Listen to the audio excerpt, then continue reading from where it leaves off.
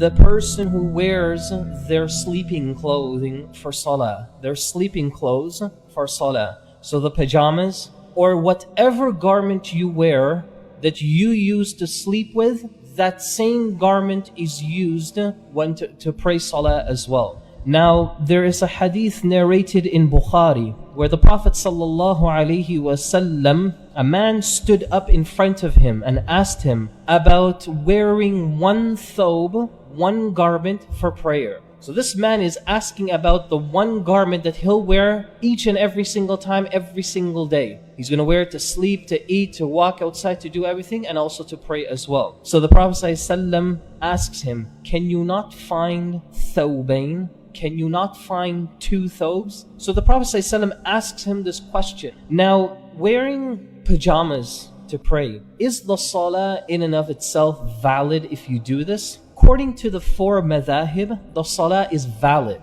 But why is it considered an error or a mistake when it comes to the prayer? You always want to look good, because how you dress affects the way and your focus on how you pray. This is one of the secrets of the salah that Ibn Qayyim mentions, that this is what dressing and looking good and wearing a proper attire in salah does for the ikhlas of the salah itself. It assists that, it helps it. You want to make sure that you stay away from the clothing that you would sleep with, or the clothing that you would go to work with, and your clothing you would do all of these other jobs with. Now the author here mentions pajamas in particular simply because of the problems that may happen when a person sleeps, and they may encounter certain things that they may not be aware of when they wake up. If you know that when you wake up in the morning and you look at what you're wearing and everything seems to be intact, no problems, nothing, everything's clean, then you can still pray with it. Remember, it's not haram, but there's a dislikeness to it, and it's all because of your akhlaq and manners that you have with Allah Azza wa Jal. Second, transparent clothing.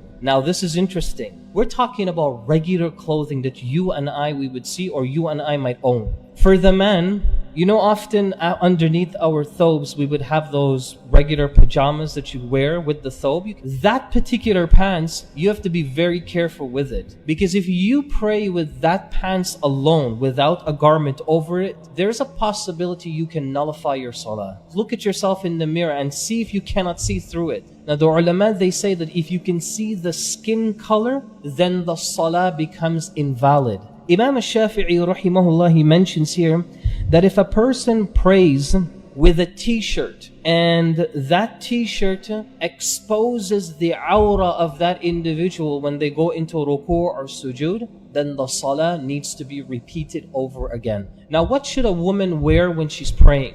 Many of the scholars, especially the scholars of hadith, they emphasize that the woman should wear something that looks or represents a khimar. It should look like a khimar, or it should represent a khimar of some sort. And this is of course based on a couple of narrations where the Prophet ﷺ mentions that every ha'id, every menstruating woman, now the hadith here is not talking about a woman who's menstruating, period. It's talking about all women. It's just a term that's used to describe all women. That every single woman should be covered with a khimar. It's talking about something that should cover like a khimar. It should represent like a khimar.